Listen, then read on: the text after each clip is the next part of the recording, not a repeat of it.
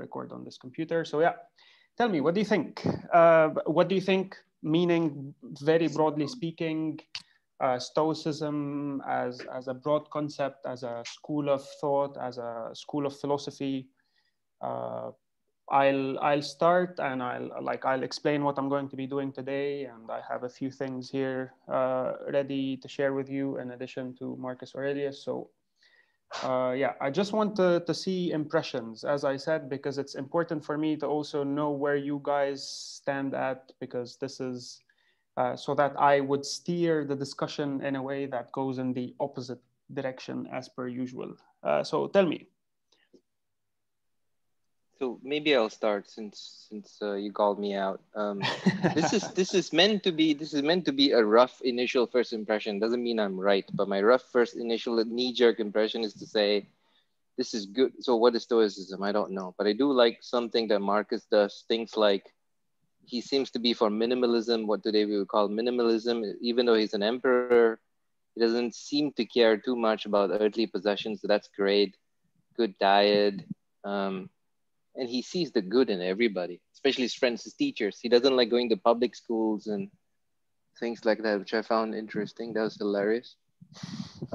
It's amazing to me that he can write page after page after page about the Stoic virtues of all of his great teachers and friends. I'm like, wow, you're a positive guy. And also seems to be very grateful by what, that whole mindfulness, gratefulness crap we have today. He seems to be like that, but not too much, but like, I had a good life. This was great. Like, I can't ask for more than this, despite being an emperor. That's amazing. Anyway, I'll stop rambling now. This is yeah.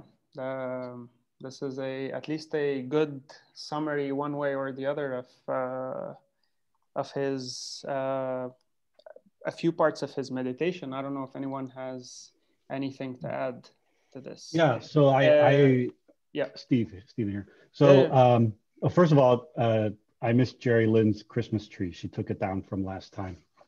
It was it lasted a long time. I like that. So I think I found interesting is I read the Meditations before, and I sort of revisit them from time to time. I've also read Seneca, and in Seneca, I'm not want to name drop. It doesn't matter if you haven't read Seneca, but if you do read Seneca, he often is talking about the Epicureans in various letters, and it often seems complimentary. He sort of says, I hate these guys, and then he says, but they have this right. So this was my first time reading about the Epicureans, and I know you invited us just for general impressions, and we were going to start with the Stoics, and I'm extremely interested in the Stoics, but I found it interesting that these two, Epicureans and Stoics, so often travel together.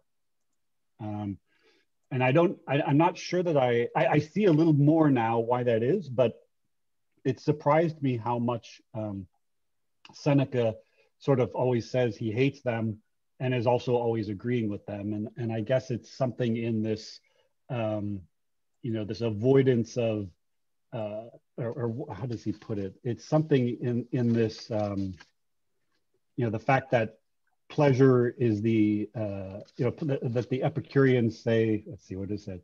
Removal of everything that can give pain is sort of the ultimate goal of the Epicureans. And, there's something of that. They do it differently, but there's something of that in the Stoics. And, Marcus Aurelius, touches on it over and over and over again. But something Trishank said also I found interesting, which was he sort of, threw in Marcus Aurelius with mindfulness. And this quote from Marcus Aurelius is also in the Meditations. And you could read, if I read you this quote, you would say, what pop Buddhist person told you this? And it says, the things you think about determine the quality of your mind. Your soul takes on the color of your thoughts. So this is Marcus Aurelius, and this sounds like pop Buddhism to me, which I find fascinating because I'm taken both with Buddhism and Stoicism. So those are some of my impressions on rereading and reading these. This is very interesting indeed as well, and interesting observations, because I could have started with the Epicureans first, or the Stoics, chronologically speaking, both the founder of Stoicism and the founder of Epicureanism, Zeno of Citium and Epicurus, were contemporaries. So yeah, we can, I decided to start with Stoicism first because, well, it's just, I chose at random, to be honest. So it's curious because we're going to be discussing pleasures as well next time, and what the Epicureans meant by that, and then the discussion between the two. I have a few things also to say with regards to Marcus Aurelius and Seneca and all these Stoic philosophers who were in constant dialogue with other schools of thought, unlike maybe modern day way of things whereby everyone is just trying to antagonize the others, even though they say we hate this and we hate that and we don't like this and we don't like that. There's always this dialogue. So yeah, this is pleasure and pain. We'll talk about all these, and the pop Buddhism is also interesting because we usually, I don't know what we assume when we think about the ancient Greeks or ancient philosophy in general, right? Because we, for some reason, yeah, and mind you, they weren't. This is. Let me start with this. It's and we'll take Epicureans and the Stoics, and we'll discuss them next time in more detail. But the idea is that first, for ancient Greeks, arguing about philosophy, as you might have seen with Socrates, and as I mentioned in several articles that I wrote, maybe including the ones I shared with you.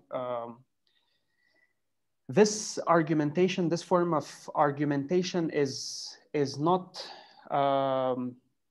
meant as a debate to prove that one person is right and the other is wrong. This did happen. This method whereby they would argue to prove who's right or to convince the others that they were right was the method that was applied by the sophists. We discussed the sophists briefly the other day. The sophists were not really interested in uncovering truth. They were more interested in trying to convince you that this is right. But the kind of dialogue that people like Socrates and others adopted was more what we call dialectic. Dialectic meaning establishing a dialogue. Like, so if you're writing a book or if you're discussing something with someone, you're not interested in debunking or arguing against the other as much as you're interested in trying to genuinely understand how you can improve the other person's argument or how you can improve your view about things. And this is very important here because when people like Aurelius or anyone, any ancient philosopher who's mentioning this school of thought and that school of thought, be it Aristotle or Epicureans or the Stoics or any other school of thought, even the Cynics, they're more interested, even if they make fun of things that other philosophers wrote, deep down, they are making fun not because they're trying to prove them only wrong, they're just trying to find out not a new truth, but in improving their arguments. So this is very important. They try to build bridges more than they try to just criticize for the sake of criticism. This is one. Two, I don't know if anyone has any other thing to say besides this. I do. Yes. When we said philosophy is useless, Yep. This school of thought seems the opposite. It seems that you can use what you learn from Stoicism in everyday life, at least in the way you think. So I just thought that it's interesting that we started this class with philosophy is useless, but a lot of what you can take from the meditations are things you can do every day, which are very useful. you think are useful? So the other day I was explaining in the other class on Plato and Nietzsche and Bergson. I was explaining the symposium, and we're discussing the symposium, etc. And I'm like, fuck, man. It's like, how is this help? Like, seriously, every time I finish class, I'm like, why the hell are these people interested in whatever it is that not necessarily myself as a course, right? It's not the course itself. It's the activity, right? It's like, how can this be useful, not in the empirical kind of sense of the word, whereby you have palpable results, tangible results. It's in the broader sense, as you're just saying. How can, like, why do we have to read the Stoics for us to be able to know how to live a good life? And this is the other thing that I wanted to mention. It's like, seriously, what the fuck? Yeah, tell me. It's the same reason why religion exists. Let's not get started even with that, because it's like it's even worse. I'd rather ancient philosophy. There's a lot of people who don't want to, can, or do take the effort to create their own reality of what they think, and then maybe philosophy is just the act of not only meta learning, but the meta level of meta learning. So that's for what it's useful. It allows you to give a framework thinking about not only meta learning, but meta learning. And it's like even one level higher.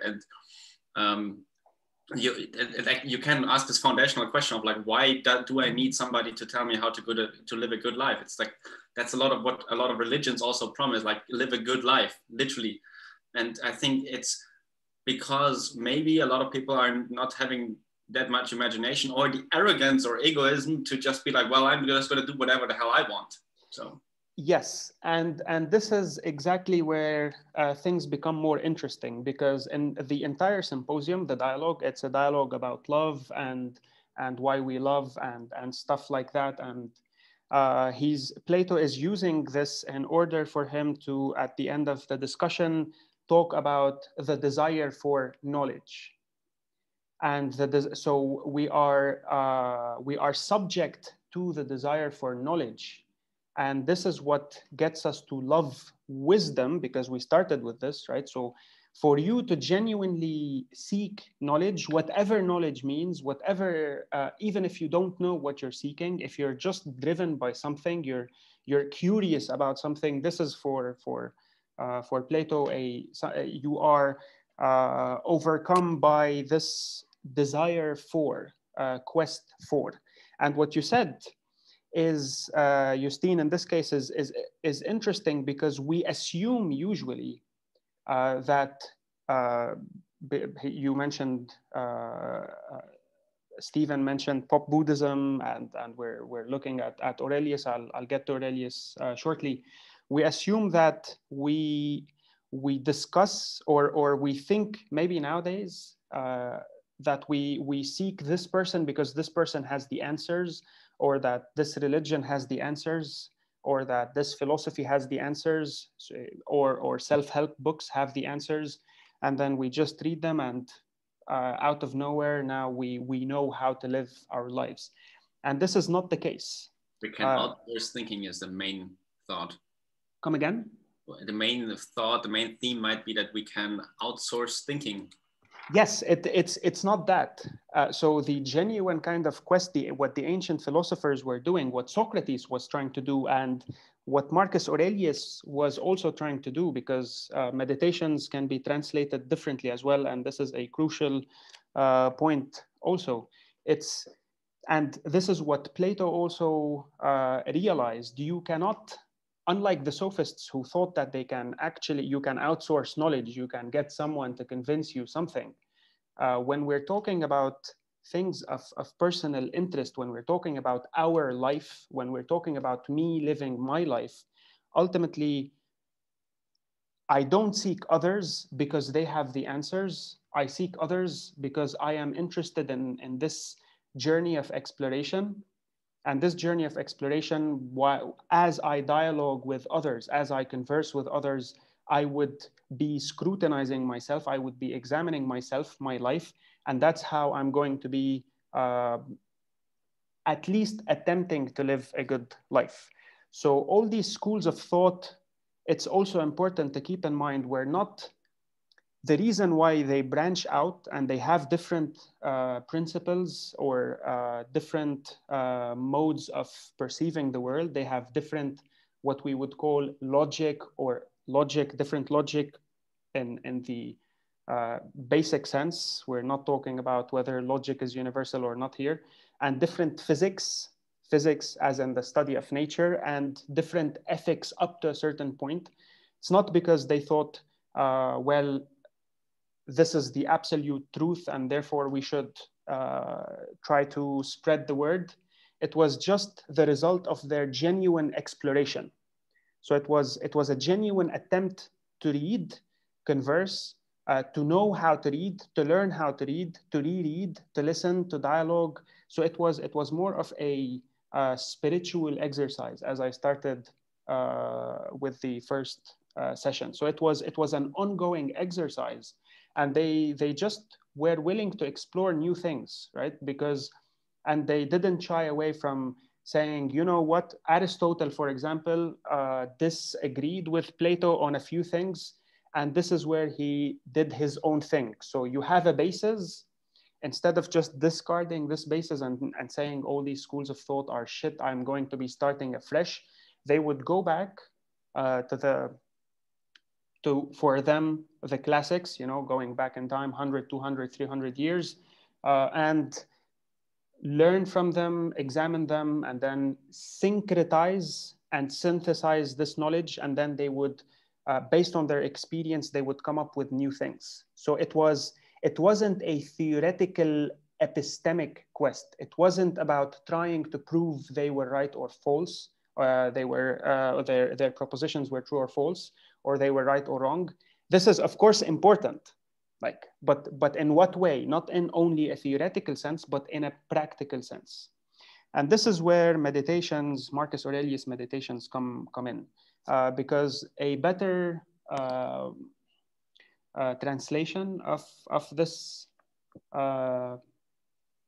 notebook is exhortations to myself.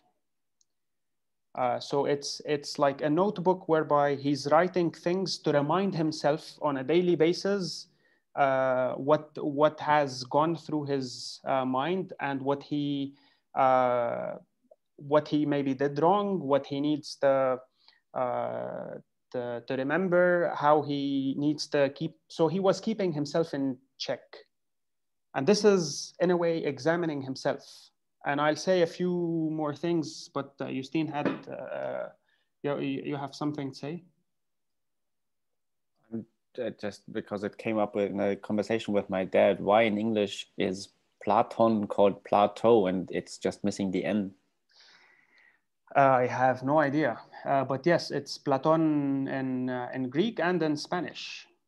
And in German, yeah. And in German. I think it's just easier to read or pronounced Plato, probably. Like Platon is, yeah, but it's, that's curious. It's Platonic, right? So it's, they do recover. Yeah. And it's something that you, but his actual name is Platon. Welcome to Greek. So, related to this topic, I really like this. I have often wondered how it is that every man loves himself more than all the rest of men, but yet sets less value in his own opinion of himself than on the opinion of others. Yep. Oh yes, Platon is actually how his name is pronounced and spelled, Platon. So this is exhortations to myself, right? So this textbook is not meant, or this text is not meant to be published. It wasn't meant to be published. It was his, in a way, personal diary He's just writing to himself. And the problem is in how we should interpret this. Should I start with book 1, book 2, book 3? Well, not necessarily. You can read whatever you feel like reading, and you can jump back and forth, and you will see the same concept repeated time and again, because he's not trying to write a discourse. He's not trying to elaborate a system. He doesn't set out to prove anything. He's just really writing his own diary. And this is something that is so the actual word for this is eponemata, meaning writing, like to be exact, so a notes written on a daily basis for the author's personal use. So if we would be making the mistake of reading it as though he's explaining Stoicism, or as though he's trying to understand Stoicism. What is he trying to do? He's trying to practice Stoicism. And that's something that we don't usually do now. It's like if you ask someone, like, for example, I don't know if you've taken a philosophy course with, or if you've passed by a philosophy department. They are usually, don't know how they are. And well, I've been to 2 philosophy departments in the US. They were interesting, but then these, weird philosophy professors, everyone identifies as a Humean. I'm a Humean, I'm a Kantian, I'm a Cartesian, I'm a Hobbesian. It's like, what the fuck does that mean? Right? What does it mean for me to be a Leibnizian or a Humean or a Cartesian or an existentialist? Well, nowadays we associate it with oh yes, of course, and we did cover that, and because I actually used also spiritual exercises or philosophy as a way of life. This is by Pierre Hadot. It's a very interesting book. So I used it in the philosophy of religion class, and we discussed this, that the early writings of Christianity were intended as a philosophy, and they were, many of whom were just basically trying to do that. They were trying to understand and practice instead of just writing an intellectual discourse. So a philosophy professor now, if you tell them, they would find it weird for you to say, like, do you mean you're a Stoic, like you live Stoic philosophy, or Descartes, you live Cartesian philosophy, or Kant? No, it's just that they accept their writings at an intellectual kind of level, but then they couldn't care less. Like if you see a philosophy professor now who considers himself a Platonist, but then they wouldn't be fit. And you cannot possibly be a Platonist who doesn't exercise. It's like it doesn't work, because this is not how it was. Because for Plato, like what was what?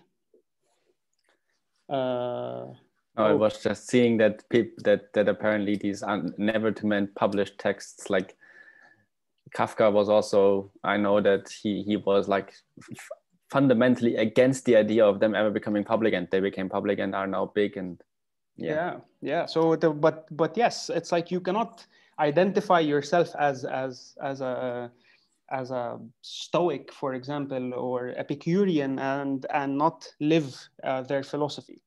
And this is what Marcus Aurelius was trying to do. So what we're going to be doing today is I'll explain the origins of Stoicism, and then I'll tell you what Marcus Aurelius himself was trying to do. Epictetus influences him a lot. Epictetus was a slave, and then he was freed, and he started teaching Stoicism as well. So as we will see, Stoicism appealed to a broad range of people across, between brackets, the globe, from Asia until Spain. Seneca was from Spain, and Zeno was from Cyprus, Zeno of Citium. So yeah, Zeno of Citium was the founder of Stoicism. But first, before we even do that, it's like what I wanted to say was that these people, for some reason we look at them with a certain distance, and we think that, or at least I don't know how we would view them. Many people would assume, you know what? Yes, we need to curb our passions and stuff like that, or that I don't know if we ever would think about them, or would think that they would reflect on their daily lives in a normal way, as we all do. So I just want to read a few things which are also in a way hilarious, by Seneca and by Marcus Aurelius. So for example, and before I even explain, these foods and dishes are only dead fish, birds, and pigs. This Falernian wine is a bit of a grape juice. This purple-edged toga is some sheep's hair dipped in the blood of shellfish. As for sex, it is the rubbing together of pieces of gut, followed by spasmodic secretion of a little bit of slime. What the hell is that? Jesus, someone had a bad day, huh? And I want to start with, like, I will focus on this, not particularly this this quote, because what are they doing here, right? Why are they pessimists? Are they disgusted by life? Do they just preach this kind of life of no enjoyment, no pleasures, etc.? No. That's also an exercise. So it's interesting how they look at things like sex. That was a bit hilarious. It's like, how do you describe sex? Well, it's the rubbing together of pieces of gut followed by the spasmodic secretion of a little slime. That was a bit... I think he forgot hormones in the mix. Well, yeah, as they would manifest. So, and this is Epictetus.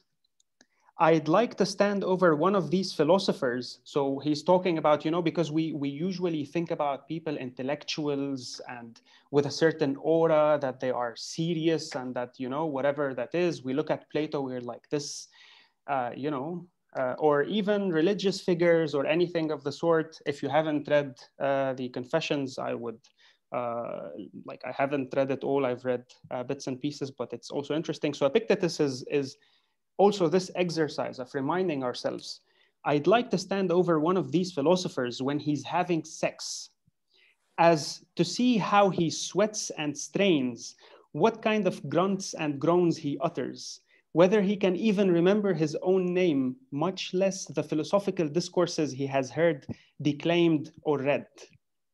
Marcus Aurelius applies the same method on death. Consider what it is to die, and that if one looks at death in and of itself, dissolving the images associated with death by taking part our common conception of it, he will not suspect it to be anything other than product of nature.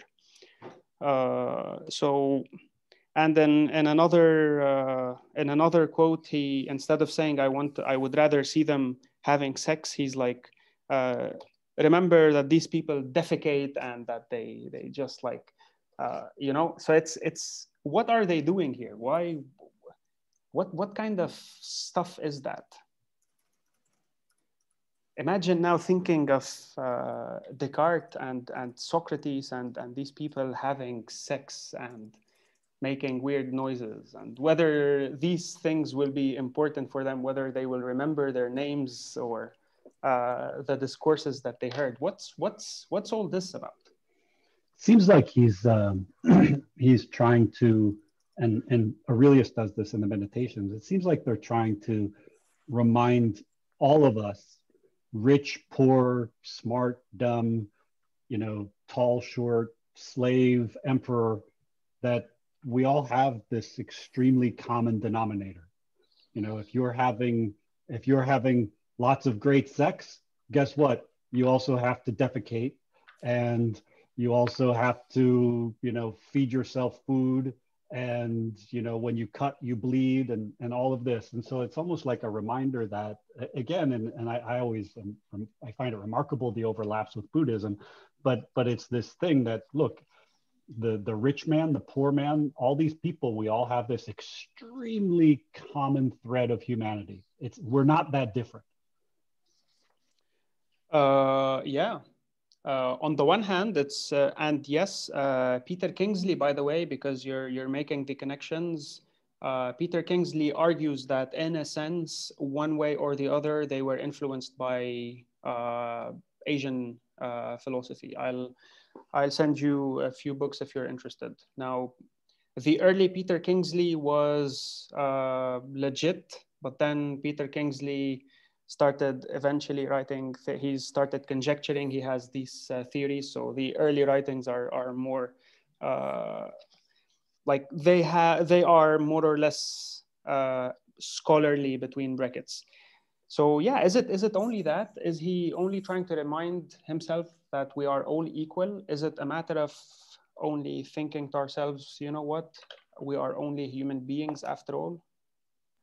I think I sort of understand what's going on here. Maybe Geraldine does too, in the sense that when I first started doing the paleo diet, the way I would try to partly convince myself that carbs were bad for you was to say things like, imagine things like, well, this is poverty food, it's really not that great, it's hyped. You have to do a lot of things to make carbs taste good, which is true, right? You need curry and things like that, chicken especially. So I think it's a way of convincing yourself, hey, you know what, sex is good, but it isn't that great if you look at it this way. Which I'm not sure why you'd want to do that, but okay. Yeah. So is he, and I'll read one more. So we seem to find in them the expression of bitterness, disgust, and even nausea in the face of human existence. So Marcus Aurelius is going to be writing this also in the following, in the Meditations. Just like your bath water appears to you, so bath water as in if you're taking a bath, oil, sweat, filth, dirty water, all kinds of loathsome stuff, such is each portion of life and every substance. So I'm just wondering if he's like, I mean, cynically or like dark humorly, you would say, like, in nowadays times, like, is he just super frustrated? I don't know, not having enough sex in his life, or is he just the original incel? I don't know. I mean, you could argue his that wife definitely had some sex, because they basically, there are theories saying that she fooled around quite a lot. Despite all this, he still loved her. So yeah. But is it only a matter of he did it? Is it a matter of anger and frustration? Well, isn't it like already mentally experiencing some form of anger and frustration in order to prevent the actual anger and frustration from happening from external influences? Yeah. It could be just like Trishank also with the paleo diet. It's on the one hand, so what you all said is true one way or the other, because it's just a method. So it's an exercise that he's constantly doing on a daily basis, reminding himself. Because why do we need to remind ourselves that? And if you think about it, even before we get to Stoicism, right? It's just someone who's doing this on a daily basis, and you read this book without knowing who Marcus Aurelius was, or that he was the emperor of Rome, or that his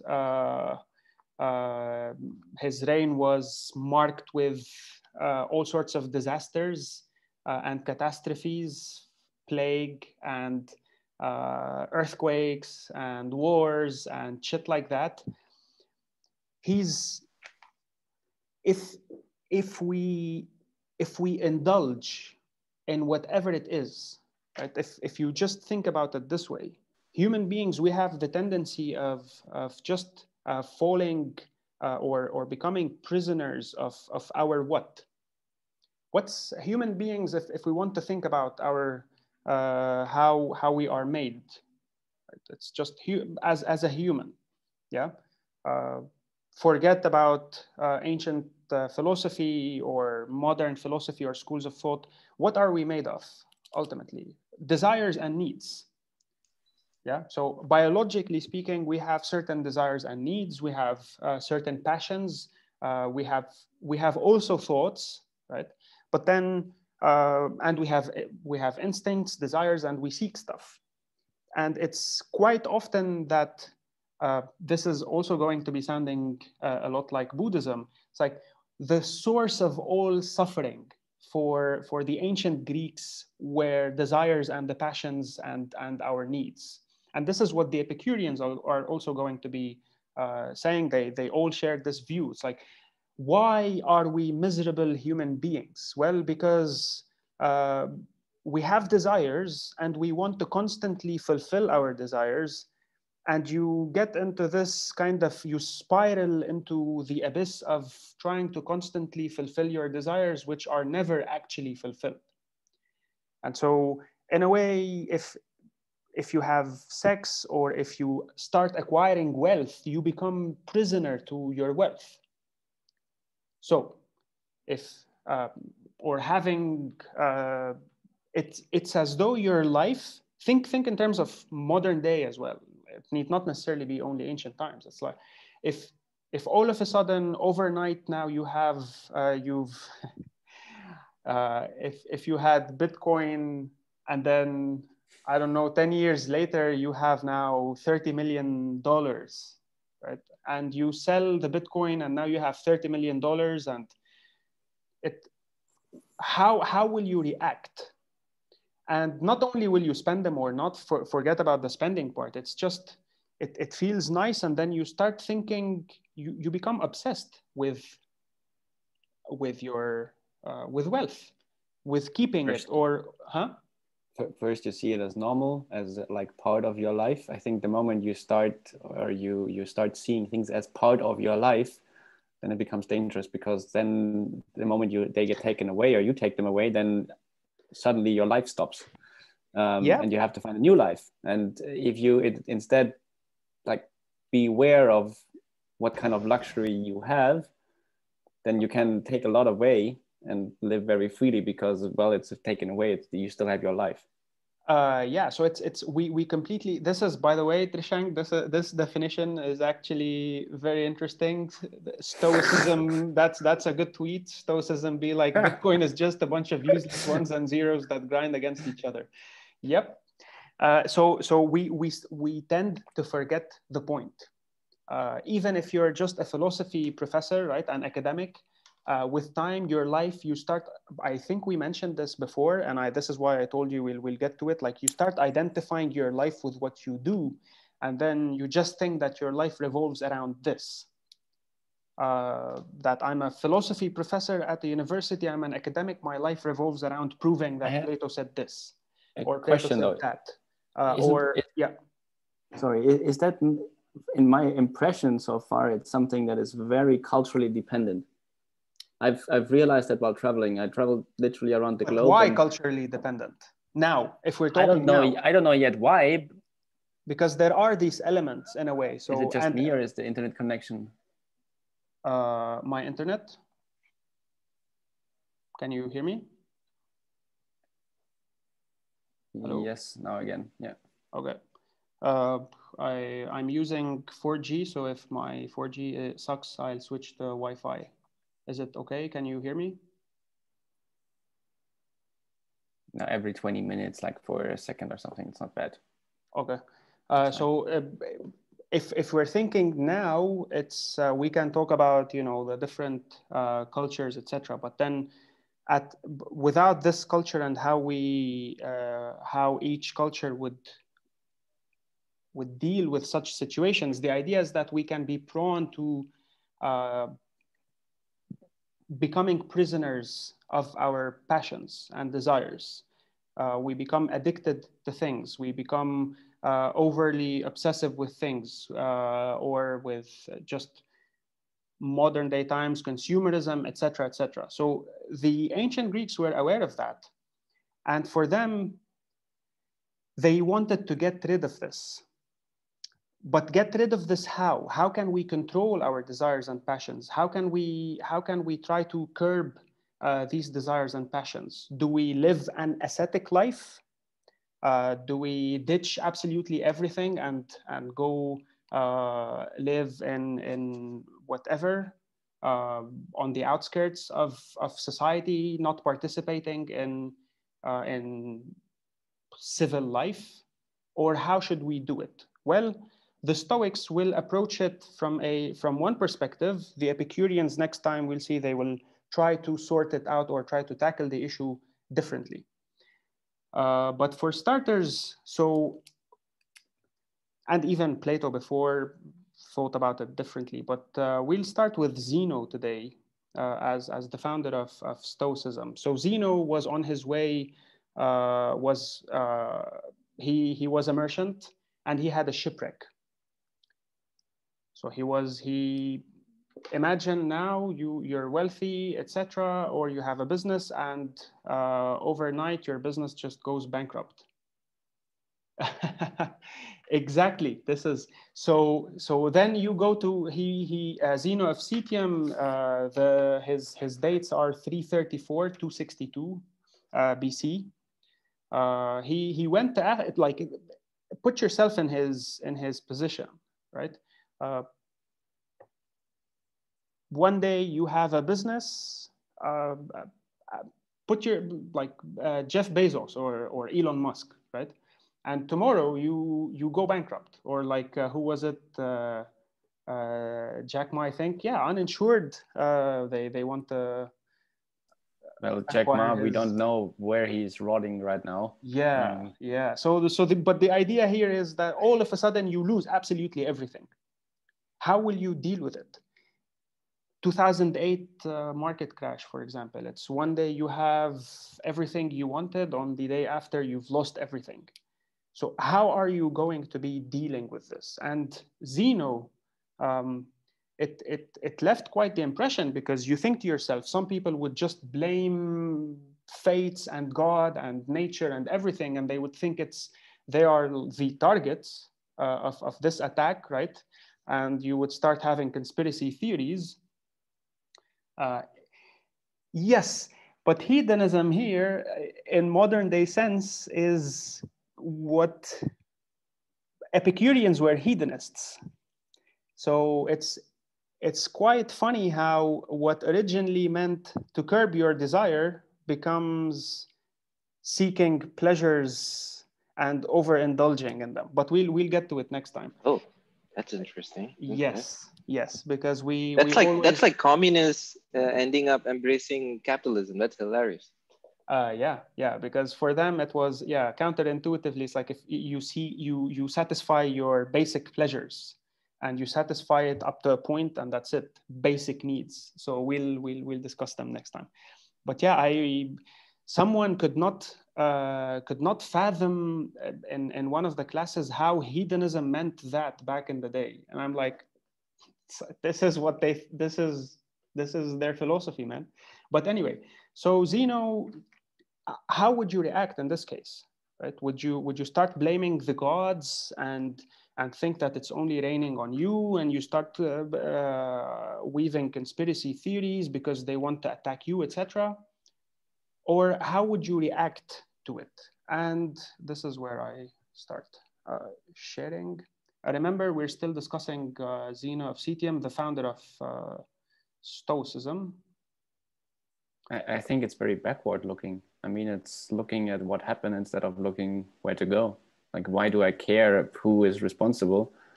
Like, if it's the gods or if it's something else. I mean, I'm more interested in figuring out where I'm going to go in my life than where I came from.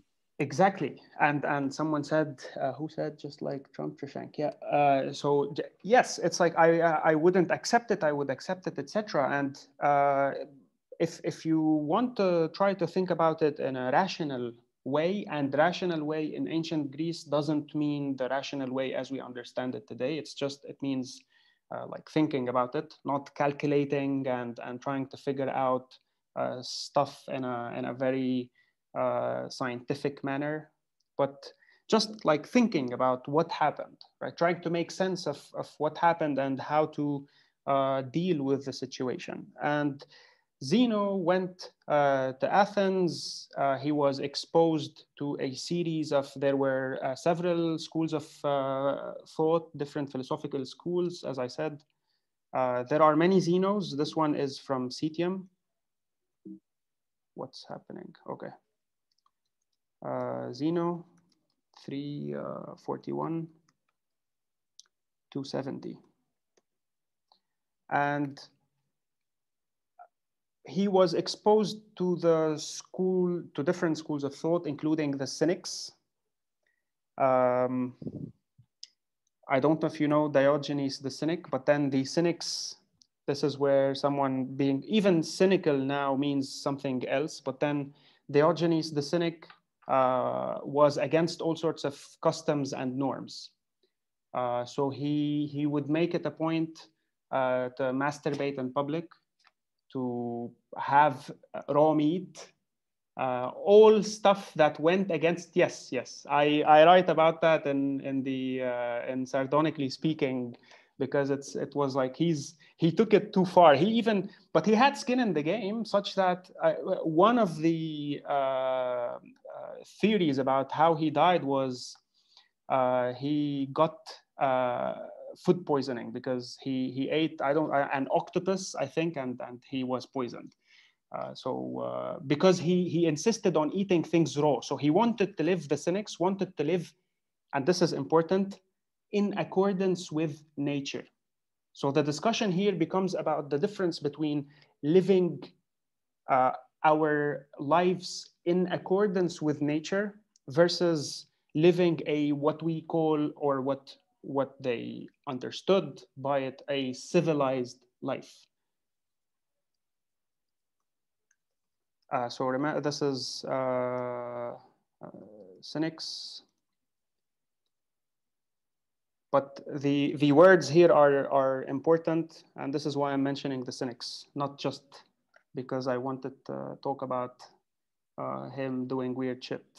And he lived in a barrel and did weird things. So whatever society did, he wanted to do the absolute opposite, because he wanted, as I said, to live in accordance with nature. So we have living in accordance with nature versus living a civilized life, whatever that means, right? So including customs, traditions, laws, etc. And it gets you thinking, right? It gets you to start thinking, what does it mean for us to live in accordance with nature? How should we live our life? What should we follow? What kind of, and if we are going to be having laws, justice, temperance, etc., ethics, where do we derive them from? If we look at nature, for example, and you see dogs and cats having sex with each other, and then even what we call ourselves as incest, a mother with her son, etc. It's like should we do like they do, or where do these things come from? So it's just food for thought. Zeno was also introduced to Plato's philosophy. He was studying it at the academy that Plato founded, but it was headed by someone else. Plato had died, and he was exposed to Aristotle's philosophy, and he was no. That's why I said Zeno of Citium is different from Zeno of if I can remember, somewhere in Italy, I think. Zeno of, I forgot. It will come back. But yeah, it's not the Zeno's paradox. In the chat, it was written Elia. Right? Yes, Zeno of Elia. Yep. So why am I mentioning all this? Because he was exposed to all these different schools of thought, and he started thinking to himself about this, the way of nature, thinking about things like justice, living a good life, Plato's theory of forms, which we've discussed before, and living a virtuous life, a life of virtue. What does that mean? Living an ethical life, meaning living a life cultivating good character, and at the same time seeking knowledge and wisdom. And he started also thinking about what happened to him. How am I going to be overcoming this? How should we be living our lives? What kind of stuff we should be taking into consideration? And he, nah, yeah. Thanks for the marketing tip. So yeah, I am giving an ethics course. But if you're interested, we'll discuss virtue ethics. But yeah, anyway. So the idea was that he went to the Stoa, the colonnade. It was, columns covered. It was up to the north of the marketplace in Athens. So he was in the center of society, of the city, more or less, which is also important because the Epicureans will decide to leave the city. They will be at the outskirts of the city. They will buy a house and they will just live there. They didn't want to participate in society. So the Stoics have a different conception from its inception, from its origin. Zeno is going to be going to this is why they are called Stoics. Stoa, as I said, there are columns. It's covered at the marketplace, and he just started teaching there. And of course, things will start evolving. Like they would be discussing things. He wrote, he has a few writings, and he's going to be thinking about things. But all this to say one particular thing which is important for the Greeks or for the Stoics. He's going to be establishing a difference between what we can control and what we don't have control over.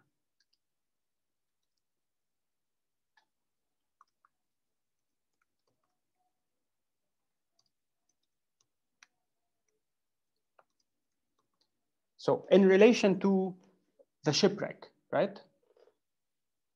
How are we going to be dealing with life? Shit happens in life, right? That's shit happens. But then how am I going to be thinking about things? How am I going to be thinking about what happens in my life? I have a shipwreck. How will I think about it? How will I approach it? How will I try to process it? And if you think about it, it's like, what can we control in our lives? What can we have control over? Our mind. The future. Only the future. This is where, yes, it's our. We'll get to it. This. So I'll start with modern day kind of. Is it our choices, actions? Because the way evolutionary psychologists and everyone now is very focused on predictability. No, it's like science works because it can tell you what will happen in the future, kind of. If you have data and statistics, you can know what will happen in the future, or you can know like certainty, kind of. So truly, we don't control anything in life, right? At least the ancients believed that. This is way before Newton and before the mechanistic view of the world and the conditions and physics, Newtonian physics. Exactly. So we have, from a Zeno-Stoic perspective, they understood that the only thing you have control over is your attitude towards what happens in the external world. So as Stephen said, what we can control is our mindset. And in a different way, it's our ethics, our ethical framework. And this is ethics broadly speaking, like what we think is good to do and what we think is bad to do, right? So if I think it's good for me to, let's say, study philosophy or to do business this way, that way, this is what I can control in a way, meaning that I can prepare myself, I can start pursuing it, I can start practicing it, I can, if courage is good, or if being generous is good, or if being educated is good, so whatever virtues we assume are good, this is what we need to actively seek, versus trying to refrain from doing the bad things like murder, like lying, whatever. And this is, I'm just using them in general terms, right? Lying versus honesty, etc. It's just, these are, whatever the good things are, we need to pursue them. Whatever the bad things are, we need to refrain from doing them. You guys, how do you refrain from doing bad things if you can't control your actions? No, you can only control your actions. So the only thing you can control is your actions, but you cannot control. So for example, your actions now is that you want to, you have a business and you're running a business, right? But then Corona happens. So how, this is Stoicism is actually very, very interesting for us now, because we're living, like if you were in Lebanon, I would have used a different example, but then Corona is something we all have in common now. That is all dependent on you having free will, because if there's no free will, then you don't really have control over your actions. No. Take. No. Because irrespective of whether you think there's free will or not. Oh yeah, I see where you're coming from. Yeah, when it comes to your decisions, it's not only, even if you don't have a free will, you can still say no. But then wouldn't that be an expression of my free will to consciously and be free in deciding no? Like otherwise it would be no free will. Yes, but the thing is, I mean, if it's already known that I will say no, it's still no free will. No, and I don't want to get into that discussion, because we will end up only discussing free will versus are we determined or are we not? I think separate from free will, you still have you usually don't really directly control your actions and thoughts. Isn't it more a case of like cultivating a part of character that then will eventually result in you taking certain courses of actions? Yes, this is very indirect. This is it, because it's not that I. So this is why it's, in fact, in a way, we are free. And that's the argument that Kant is going to be giving. And I'm giving Kant's argument because it's helpful here. The fact that we care about good and bad means at some level, we have freedom of choice. Because if we weren't really free, we wouldn't care about things like incest and weird shit and murder. But think in terms of cats and dogs and the animal kingdom in general. So it's the idea here is, what do you mean? How would slaves? So let's say I'm a slave, so I have completely no choice in what I do. So I'm a slave. Epictetus was freed. So it's so here again, think about it this way. So you don't have a choice about being a slave, even if they haven't condemned slavery, but it's an external kind of factor. It's not something that you have a saying in it. So, and not to justify, right? But then Epictetus dealt with it. He was a slave and he was a Stoic, and he dealt with it in a way such that he thought to himself, you know what can I do about it? Now I can do nothing, so I will work accordingly. So being a slave depends on external forces more so than your choice. But when it comes to our choices of whether I should eat or not should eat, whether I should tell a lie or not, the fact that we care about whether I should lie or not, irrespective of what I'm going to be saying afterwards, this is where we have a choice. Now, assuming you have free will. Yes and no, but we can discuss this like afterwards, because that's a completely different topic. Yeah, the Stoics, so it's a bit complicated for the Stoics, and free will is a bad concept.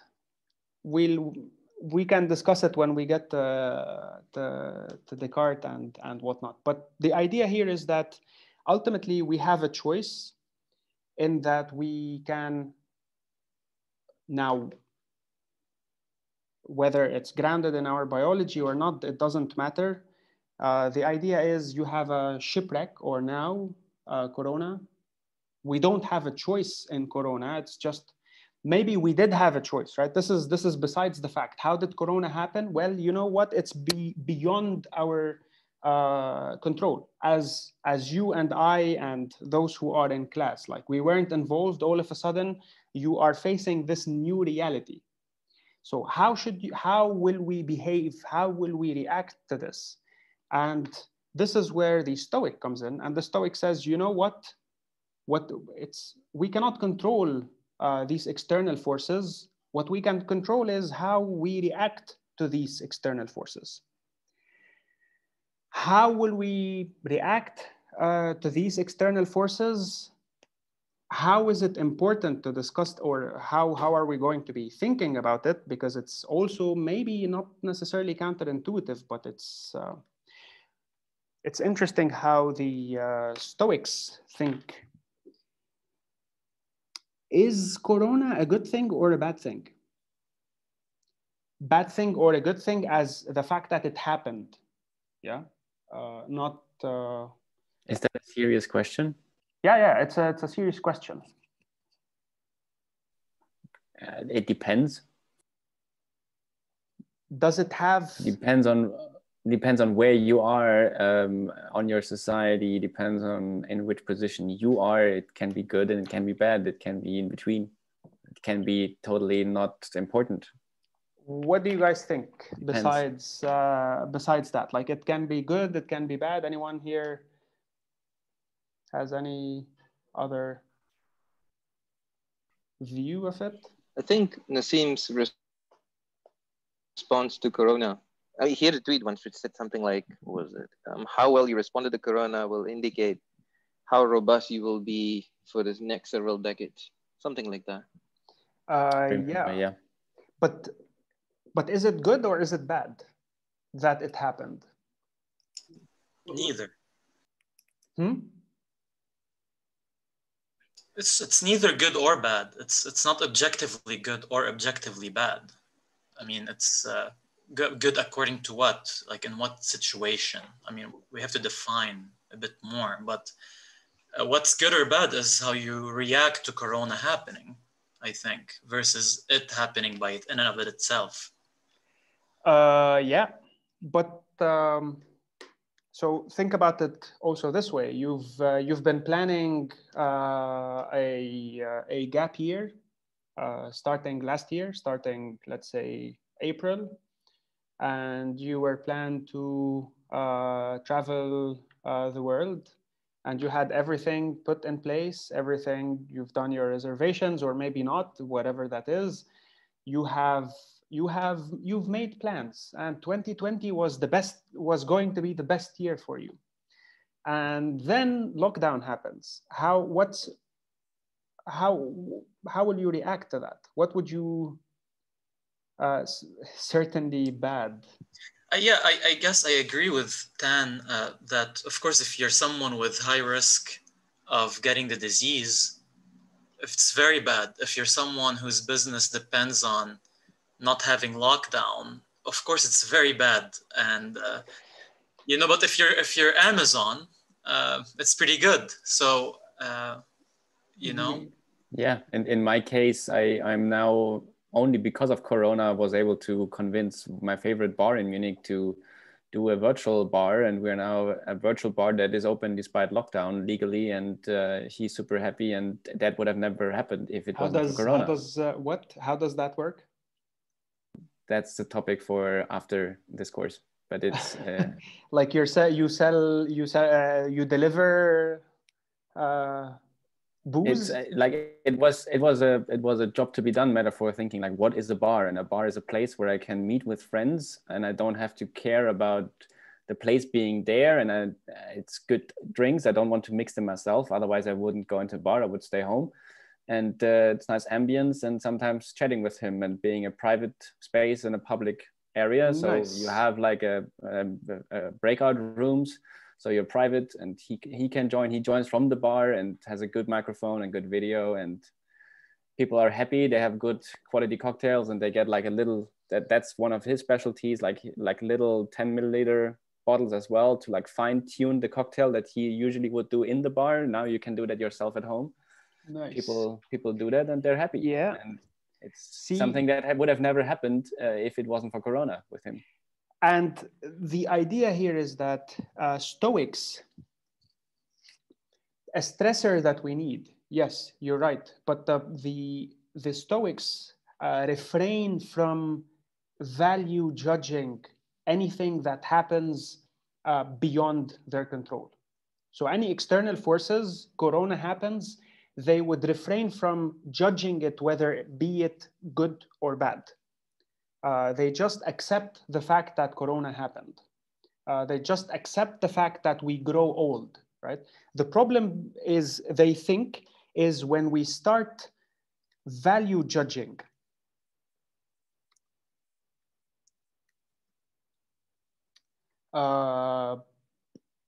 any events or anything that happens in the world. Because when we start thinking in terms of, oh my God, Corona it's bad or it's good, this will affect our psyche. This will affect how we deal with situations.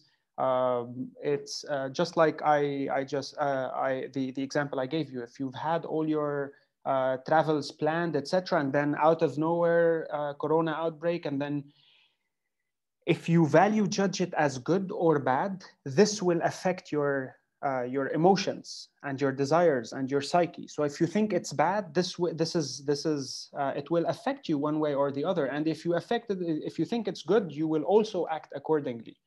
And this is why the Stoics refrain from thinking in terms of, oh, this is good, oh, this is bad. The only thing they think about in terms of good or bad is their actions.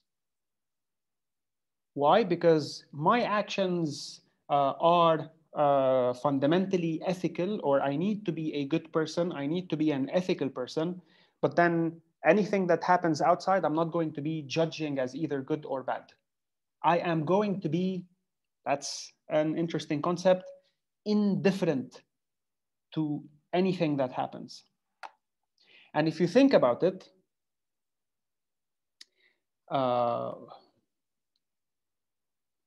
if I die, nature defeated me. Yes, in a way, but mind you, so it's not a matter of, okay, this indifference to external forces doesn't mean I should not deal with the risks, with disease, with the fact that I'm growing old, right? So I am getting older how will I deal with it? Yeah. So you grow old. What do? Do you sit down and say, you know what, I'm accepting my fate, I will grow old? Or do you train and exercise so that you would learn how to grow old? Yeah. So it's important to distinguish between value judging growing older, because many people would think, you know what, I'm getting older, this is bad, oh my God, it sucks, and then it affects you in a way, versus, you know what, the fact is, and that's where we get to the part where they're discussing sex and weird stuff like that. It's like this is what they call looking at things objectively. Objectively, not in the sense of understanding how reality is in a scientific way. It's just understanding that this is, if you take out this value judgment Is a volcano erupting good or bad? It just happens. Is Corona good or bad? Disease happens. Now we can discuss whether it's natural or it was synthesized in a lab. That's completely different. Like, we live in a shitty world nowadays, and we have to deal with this. But the idea is, if we assume that, you know, bad forces all over the place and weird shit going on, and this is bad, it's going to be affecting us. So, but what we need to do is, we need to refrain from thinking in terms of this is good or this is bad, and oh my God, this is not cool and this is cool. And what we need to do is, we need to adapt. We just need to basically do what we can control, to pursue what we can control. So isn't this effectively like the old saying of love it, change it, or leave it? So you love it, you change it, or you leave it. I mean, if you like, you should only complain about things that you would then actually care so much about that you actually try to change. Otherwise, you wouldn't. No, it's like, it's what you need to, the only thing you need to care about is yourself, is how you're going to be doing things, your business, your life.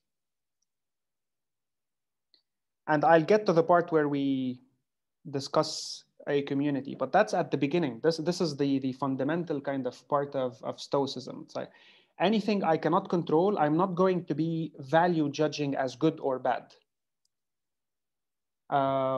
Why? Selfish view? You mean the Stoics?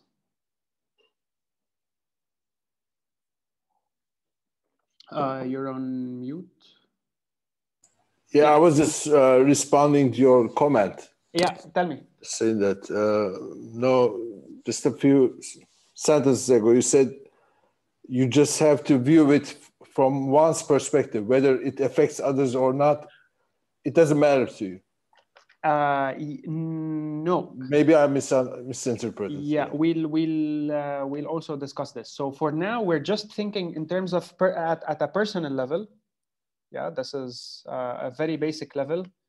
At the personal level, it's all about, because mind you, the discussion is going to be how this will scale, and whether this will scale, and this is where we'll get to someone like Marcus Aurelius. It's think in terms of Zeno with a shipwreck, etc. How will I be dealing with this thing? So you would think to yourself, in the sense of Zeno, maybe he was taking care of his vessel, of the ship. Everything was put in place. Or in modern day times, like, you've taken care of the airplane. It has enough fuel. It will get you to the destiny. You've taken all precautions. Right? You've done what you have to do in order to get the shipment to its destiny. But then shit happens, like a technical error or shit happens. What will you do? Well, you know what? It's beyond your control now. You've studied for an exam, let's say, or you've prepared for this interview, you've been working on this code for the past, I don't know how many hours and days, and then shit happens and you have bugs all over the place, or then your boss says one thing and then someone else says another thing. What you can control in all this is how you react to things. So if your boss doesn't like what you did, well, can you change the fact that your boss doesn't like what you did? And your boss is an asshole, maybe, or not. But the idea is, will you start thinking in terms of, my boss is a shitty person? If you start thinking that, it's going to be influencing how you do your work. And in this case, what the Stoic would say, you know what? Forget about what your boss says. Do your work, and that's it. Try to do the best work possible, and then see how things go without kind of focusing, or without this, between brackets, victimology narratives nowadays. It's like, oh my God, my boss hates me, or oh my God, this is bad, or shit, I did not get into this school, or Harvard did not accept me, or I did not get into med school, etc. Right? Because we have plans in life, and this is why Stoicism is also about hedging. It's like you do your plans, but then you don't focus on one particular plan, or you don't think in terms of that's it. If I get into med school, it's the best thing that will have happened to me in my life, versus if I don't get to med school, my life will be hell. And you see people who go through all this. It's like, if I don't get into this, and then I would sit down and start lamenting and think that this is the end of the world. Well, no. If you lose your wealth, like for example, Zeno, you would start thinking, you know what, life sucks. What's the point? Why should I live now that I've lost everything? And we can take it to a more macabre kind of situations, but then I'm only going to be referring to the simple stuff. And in terms of, explosions and wars and shit like that, how will you deal with that? Well, shit happens. Because why? Because it's beyond my control. It's not that war is good or bad, because if you look at it in a way or the other, shit happens. And whether we like it or not, there is war, let's say, right? So how will we deal with it? And this is why Marcus Aurelius here becomes important, because Marcus Aurelius, who is the Roman emperor, so is Stoicism about, therefore, we should just sit down and do nothing in our lives, or should we pursue our lives in any capacity that we are in? Mahmoud, yes. Sorry, I have a question. You live in Lebanon, and of course I lived there for most of my life. Yeah. Do you just accept that the political class are just, treating you the way they are? At what point do you say, okay, I have to change this? See, this is the point here. It has nothing to do with whether I should change or not, or should pursue to try to put forward a different agenda or try to find a solution. The difference here is as follows. So Stoicism is not a call to inaction, because Marcus Aurelius, as I said, was a Roman emperor. He was the emperor of Rome. He participated in wars. He had to deal with a plague.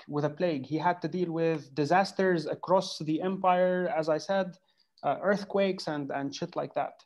And he participated in war. He had, between brackets, skin in the game. He traveled around, and he was attacked from the east, and then he was attacked from the west. And he was constantly on the move, and his wife died during in one of the, I forgot which country it was, but then, so he is the Roman emperor. Yeah, so he's and that's why he exhortations to himself. Does it mean I should accept the status quo? No, I should not accept the status quo. I should improve. I should even try to improve myself and others. This is where discussion and dialogue comes in. We should seek to improve ourselves. But that's why we should seek to improve ourselves, become better people as individually and society, because the only thing that we can control is making ourselves better and getting other people to become better versions of themselves. So in Lebanon, the problem is when you start, according to Stoicism, yeah, and maybe this will apply now in the US, and I don't know where else, when you start accusing the political class or when you start looking at corruption as bad and as the end of the universe, and as therefore all this is shit and they become the enemy and blah, blah, blah, blah. So in a way, you don't look at corruption as something bad. You look at them as doing something, as them being unethical. And based on that, well, we are fucked, right, in Lebanon. So, but do I say the situation is fucked and this is bad and I need to you would stress over that. So you have a strong lockdown. You're less fucked than in Germany sometimes, it seems. Oh, believe me, we are fucked in a way. If I look at the death rates, Germany is right now top 5 globally in like total amount of deaths per week. Like we're not in a good place. Yeah, but without a semi-nuclear explosion 6 months ago that you had that traumatizes you, right? It's so it's for me this is the thing. It's like if you look at the explosion as something bad, or COVID as something bad, and deaths as something bad, it complicates things according to the Stoics. Stoics, keep that in mind. What you need to do is, and I know this is weird nowadays to look at that, but it's like instead of channeling your anger to the issue itself as something bad, try to work on cultivating an environment where people seek to become better, because this is where change really happens. So you cannot in a way, I'm trying to think now in terms of how we should do things in Lebanon, or anywhere politically. It's like this stalemate between two political parties, let's say in the US, who accuse each other of being shitty and enemies, etc. It's how will you resolve that, right? Because if you don't talk to that person because this is bad or what they do is bad, etc., how will you ever talk? How will you ever discuss things? How will you? It might happen soon by like my old thinking of like they just need a third party on the federal level. They need to have like this little fucker who's always like tipping the balance that they always need to talk to, like this coalition partner, and then they need to. So it's either be like just no progress, or they will have to talk, and I think that might happen actually. Yeah, and so it's but if you don't, does this mean therefore that I shouldn't be politically involved? No, of course. And there's war, and there are discussions, and things happen, but then without this prism of looking at things in terms of, oh, this is good that it happened, or this is bad that it happened, because the only thing that we can control is ourselves. So much so that, for example, Marcus Aurelius and the Stoics in general argue that if other people, and this is, I don't know whether you agree with it or not, we can discuss this eventually. If other people do you wrong, it's not because it is premeditated, because they are evil. It's because they don't know any better.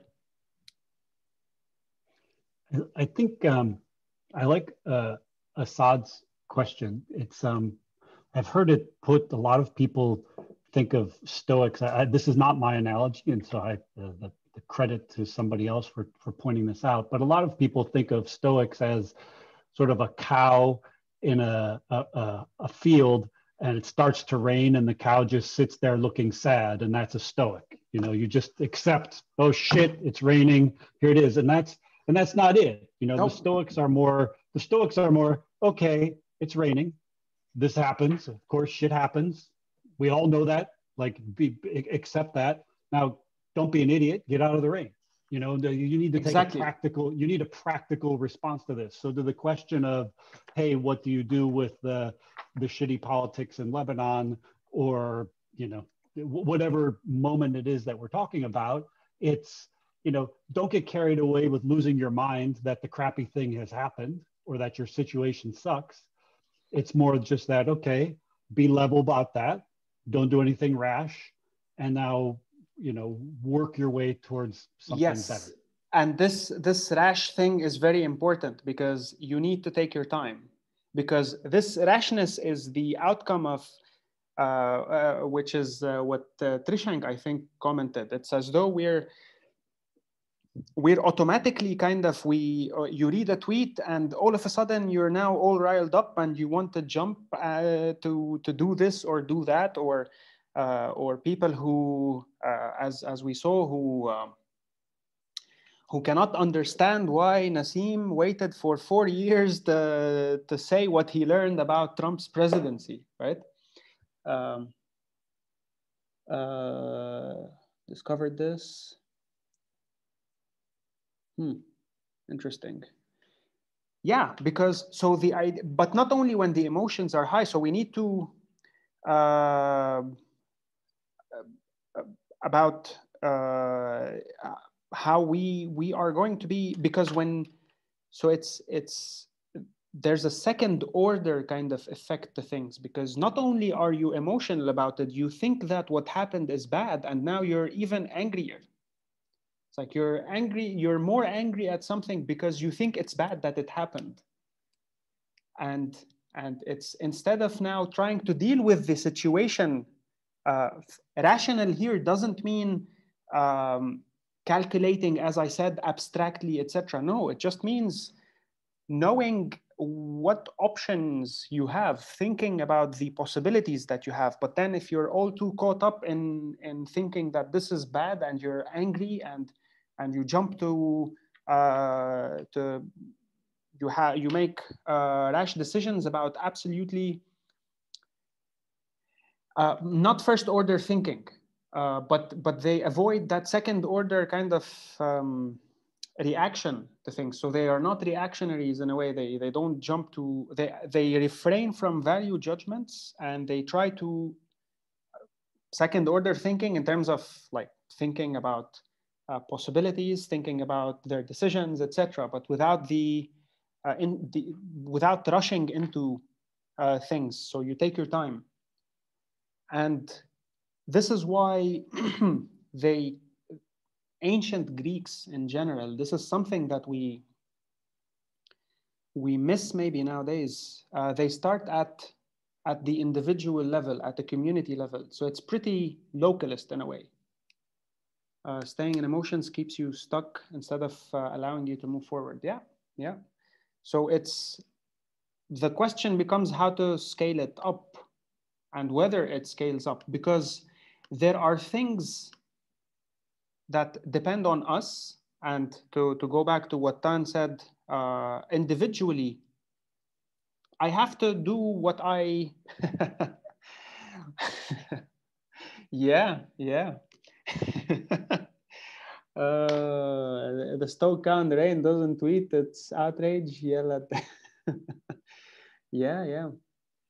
Or not, if the cow doesn't find anywhere else that would shelter her from the rain. But yes. So the idea here is, individually we can control ourselves one way or the other. We can try to teach by example our kids, and a community at a small level, at a small community, local community, maybe it works. But then the problem is, like Marcus Aurelius was well aware that when you run an empire, people might be betraying you. No, and if you're the emperor, and people would do Stoic cow, what would the cow do? So as humans, we are agents, and we deal with other people.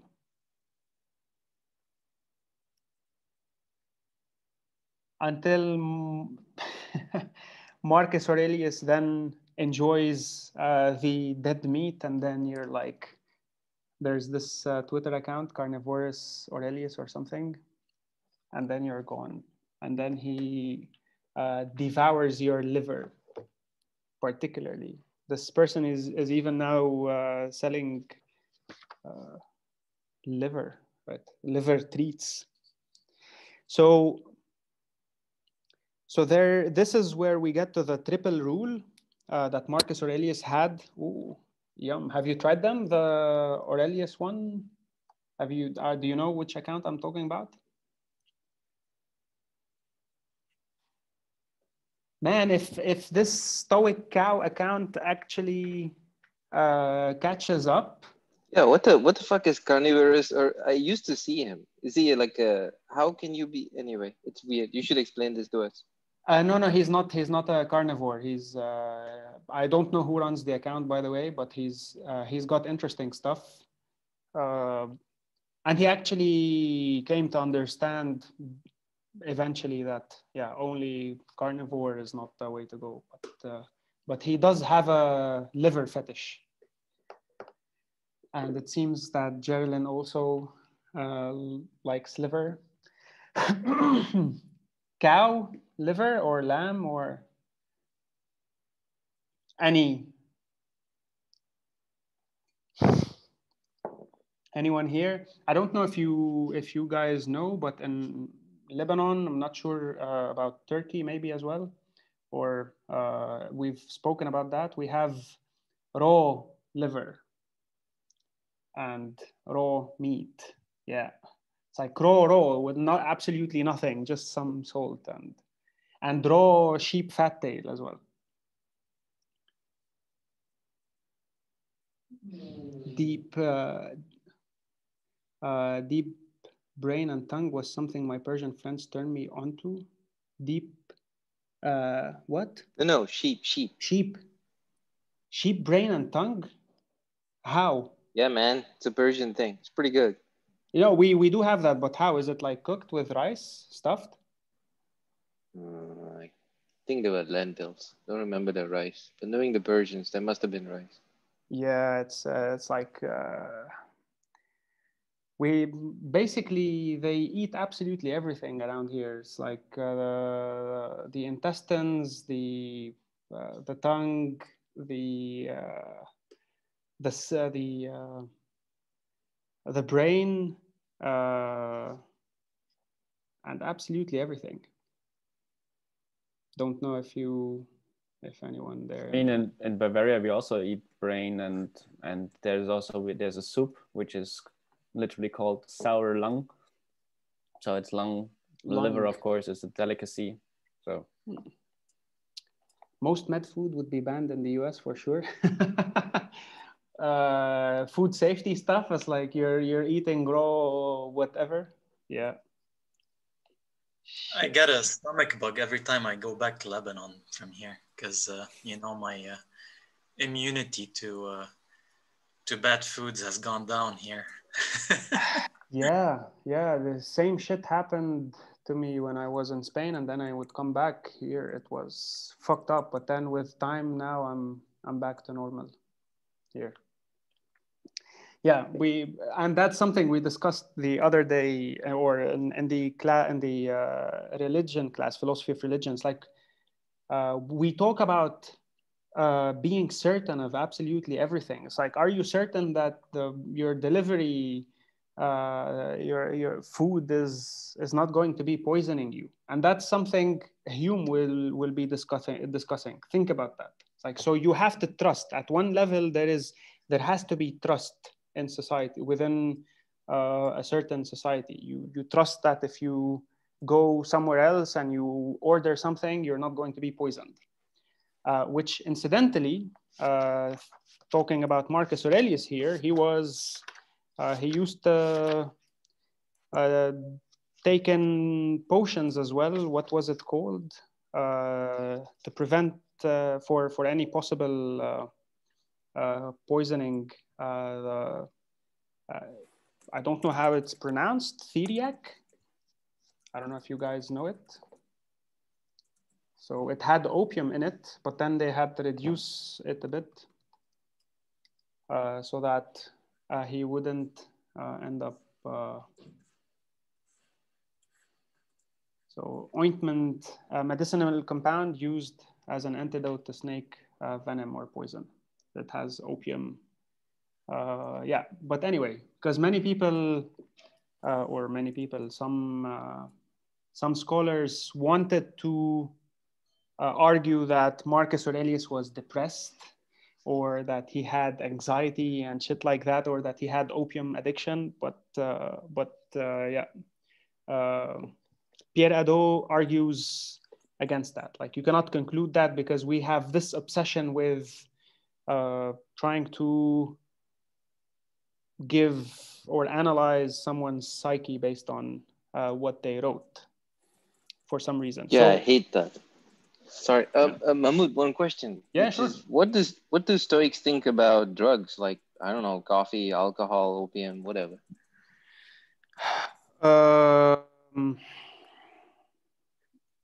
See, this is the thing. It's they wouldn't think anything in that sense. So this is they wouldn't value judge. as something which is good or bad. It's the idea here would be because it had opium, the potion that he had to take, but they don't have a problem with it. So drinking is not. Now we can talk about.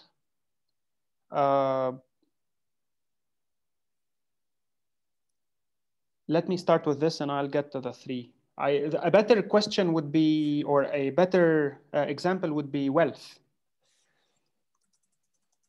Now, when it comes to drugs or alcohol, it's a bit it's trickier.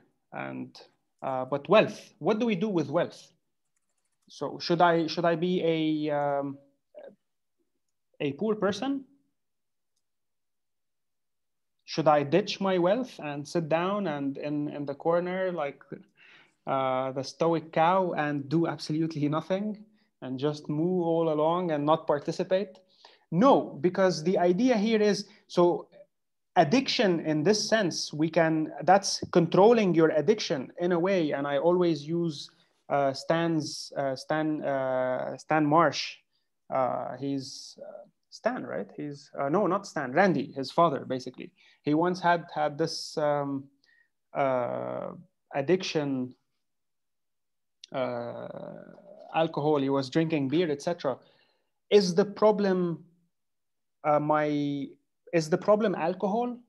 Would I say alcohol is bad? No, I would say my approach to alcohol is bad. Yeah, Seneca didn't. So the idea here is I wouldn't renounce pleasures. I wouldn't live miserably, because Stephen said, and many people assume that this is what the Stoics would argue. It's not about ditching every other pleasure in life. It's just the idea that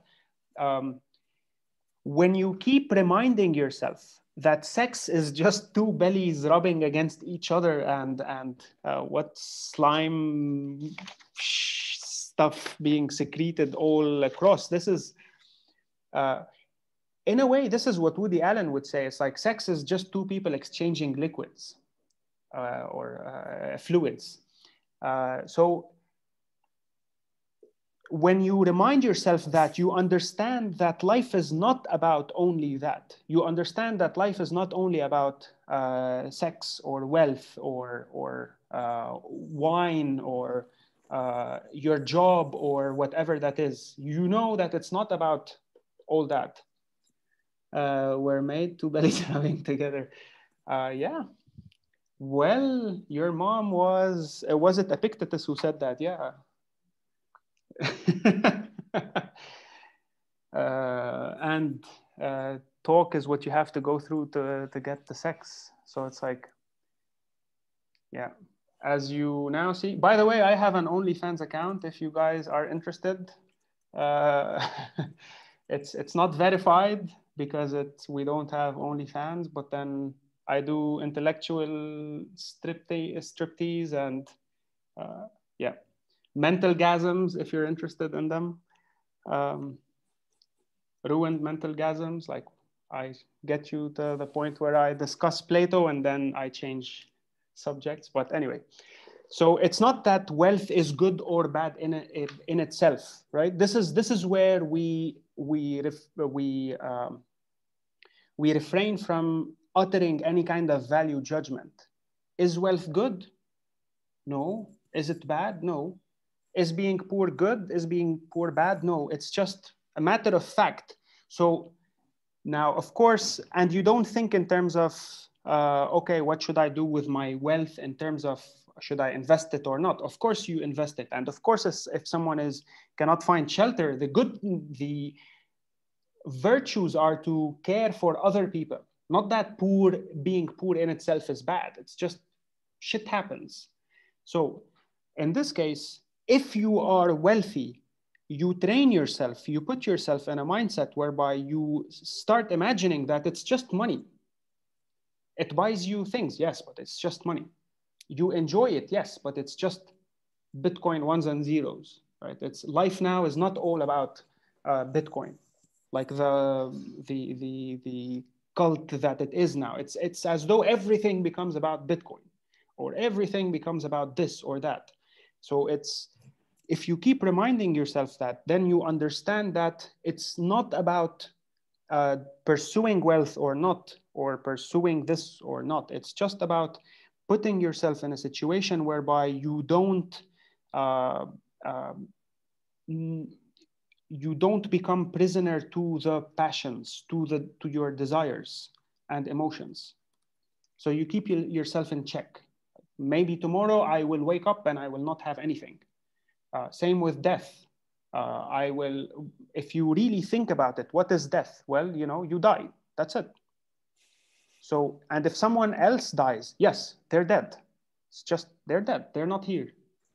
Now, saying that seems to us to be, if you say that to someone, it's like, it's as though you've committed a sin, right? It's how dare you say something like that? But the Stoics would remind themselves of this because this is part of nature. This is how nature is.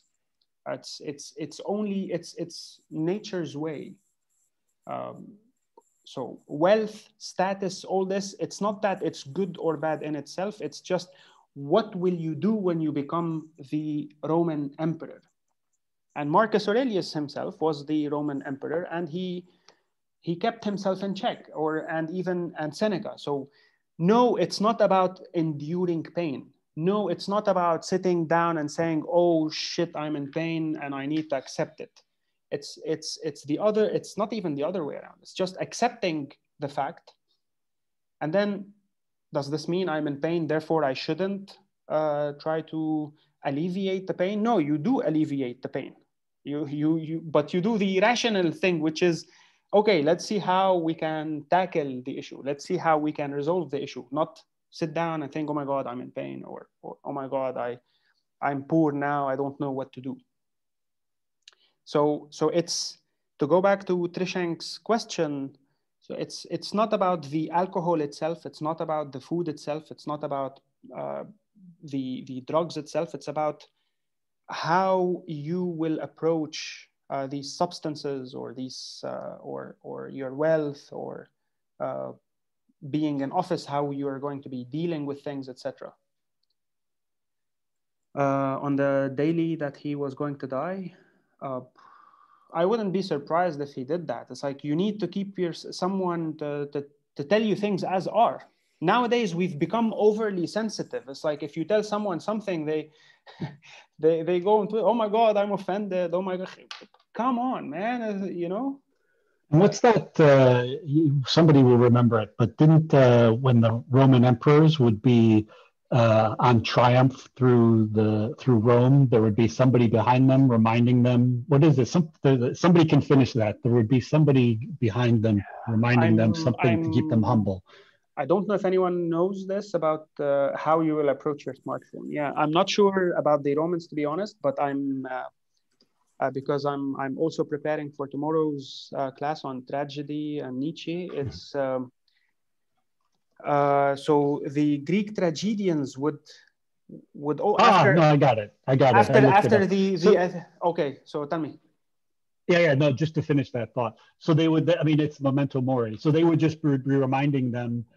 So you have a slave walking behind them in triumph, constantly repeating Memento Mori, remember death, that you will die. And so this was like part of the, Trishank says it too. So this was part of the ceremony when you would be at your highest, you would have someone reminding you the whole time, you will die. Yes. And the Greek tragedians as well, because when the Athenians would win against the Persians, and then it's part of the tragedy whereby you would remind yourself, in a way, think in terms of now, you would make a movie whereby you get people to think about the fact that, you know what, let's not get carried away with the fact that we won. Maybe they will come back and then we will lose. So it's not to be to just take things for granted or start becoming all the more arrogant about things. If nowadays, and it got me thinking about things that happen on Twitter and in our daily life, not only on Twitter, but it's interesting to see this dynamics. Or when someone is overly excited about something, that maybe in your country you achieved, or you're ecstatic about a certain thing, and then there's always this annoying person who would comment something that would give you a reality check, snap back to reality kind of tweet or comment, no? And then we get angry or annoyed, as in, let me enjoy this moment. So the Stoics are about that. It's not that you wouldn't enjoy the moment. It's just that you need to constantly exercise this, keep yourself kind of to understand that you shouldn't be carried away. Like if you think you won at this or you got that, and then you relaxed, and in a sense, tenure in academia, you achieve tenure and that's it. You don't do absolutely anything anymore. There's no stressors in a way. So no, you need to keep yourself, you need to scrutinize, you need to keep exhorting yourself to think about things, to also try to, so this is why it's all about the mindset, controlling our emotions. Now, keep in mind that I could have also discussed their logic and their physics and what they thought about nature, but I'm more interested in that part where we try to try to control our desires. And I'll go back to this, the triple rule that Marcus Aurelius repeated or formulated to himself and constantly repeated. And as we said, what is enough for you? Your present value judgment, so long as it is objective. Value judgment, as I said, judging things that judging our actions ourselves, not things that we cannot control. This is what they meant by objective. The action you are accomplishing at the present moment, so long as it is done for the benefit of the human community. So what we need to do is to go back to what Tan said. It's not about me, it's about controlling my emotions, and then because we need to understand that we live in a community. So we have to ultimately do whatever is beneficial for the community. Your present inner disposition, as long as it rejoices in every event brought about by causes outside yourself. This might be taking it too far, but then the idea of, trying to dispose yourself such that you aren't really affected by what happens outside of yourself. The book I'm reading from, Philosophy as a Way of Life. So, but the principles that Marcus Aurelius formulates for himself, and let me tell you the exact citation.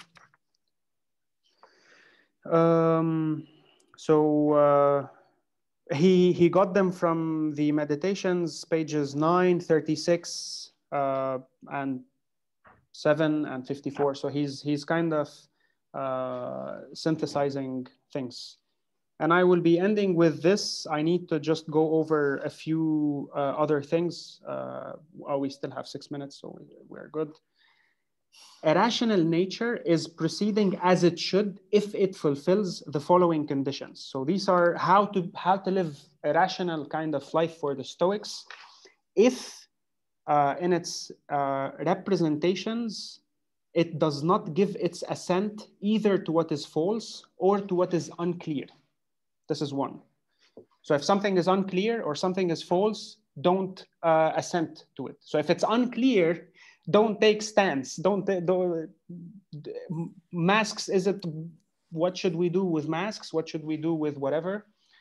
So precautionary principle, in a sense. Let's not pronounce anything or assent to anything. We need to wait. If it guides its inclinations only towards those actions which serve the human community. So that's number 2. You need to be rational such that you work for the community. So it's not about fulfilling my dreams and about I want to become the CEO of. Yes, you can become the CEO of, but then you have to understand that you need to be caring about the community. It's not only about, I became the CEO and then that's it. if it has desire or aversion only for things that depend on us, while joyfully greeting everything allotted to it by universal nature. So we go back to this, accepting like the only thing that we should have desire for or aversion from is the things that we can control, our ethics, our values. And the things outside, well, we cannot. And as such, there are a few, who did the Stoic cow? Or let's keep it at, if this becomes... I didn't, because I only got Stoic cow 1, so... Ooh. But I put Hindu cow in the biography. So whoever runs Stoic cow, please. Man, this is going remember to be it's a Hindu cow. An interesting class. So the last thing, wipe out your representations, check your inclinations, extinguish your desire, keep your directing principle under your control. On what then should we exert our efforts? How should we live? Where should we, to go back to what Asad said when it comes to what should we do in a place like Lebanon, correct intentions, actions carried out in the service of the community. So he's repeating them because these are the important ones. Speech, which should never be used to deceive. An inner disposition which joyfully greets each event like something necessary and familiar, since it flows from so grand a principle and so great a source. So doing the rational appearances in this case, to try to wipe out appearances, it's not in terms of therefore reality doesn't exist. It just means that we need to really, so sex appears to us in a certain way, and I'm sticking to sex because it's interesting. The quote is fascinating. It's like, ultimately, you need to see things for what they are. And once you see things for what they are, you will be able to handle it or deal with it differently, instead of just sugarcoating things. And that's something, by the way, Nassim says, and I tweeted it, I think it's important to have that when it comes to ethics. I'm not sure I will be able to, or I did. Oh no, I tweeted it. Okay, yeah. Let me see where the, there it is. For example, nowadays, let me share it. It's like calling things other than what they really are, right? Or when you are in a business, or modern day slavery, for example. It's like, no, we are not slaves, etc. But then you've signed a contract whereby you're working this amount for this amount, etc. Right? Calling things by their names. So, or, you know what, this is beneficial because we do this and do that. Ultimately, tell me what it is. It's like serious, honest kind of marketing in a way, right? Without trying to sugarcoat things, or, oh my God, because this is the best experience that you will ever have. It will allow you to experience and think about this and that and blah, blah, blah, blah, blah. So ultimately, we just need to be honest. Yeah, I will. About things in life. We need to call things by their names. And without beating around the bush, without, we need, think about if you ever wrote proposals for grants or things like that, and to try to convince someone that this is good for whatever, blah, blah, blah. Yeah, so the Epicurean take to all this, I mean, I can read to you if you want quotes from Marcus Aurelius, but to be honest, it's like they're self-explanatory. His concept about God, what he thinks about gods, etc. I think it would be it's more interesting to just understand where they're coming from, to try to clarify these misconceptions that we usually have. So, and every time someone tells me that the Epicureans endure pain or just Stoic cow in a way. No, Marcus Aurelius was an emperor. So he's the Roman emperor, and he's a Stoic who was, as I said, also influenced by Epictetus, but then he developed some of Epictetus' views. So it's interesting to see it happening in action. I have highlighted a few things, but because they all revolve around the same topic. You're going to die. If other people wronged you, it's not because they wish you ill. It's just because they don't know any better, etc., etc.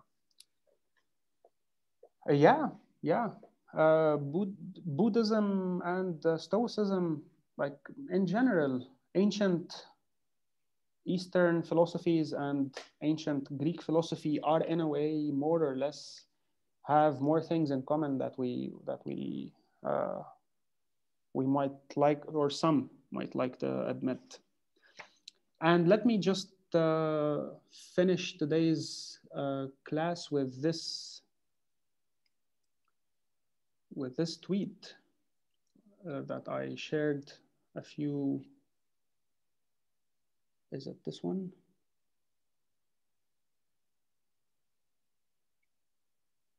Yes,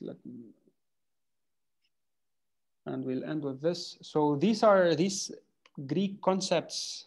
Ultimately, why do we need to do the things that we do?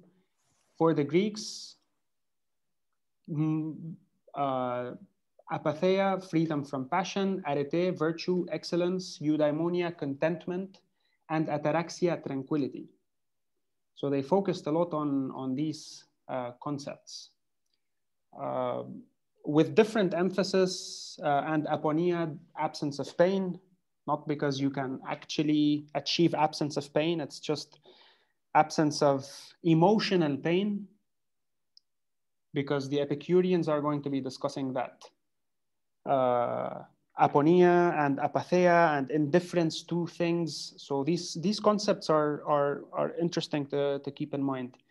The Epicureans, unlike the Stoics, will have a different approach. They don't want to participate in society.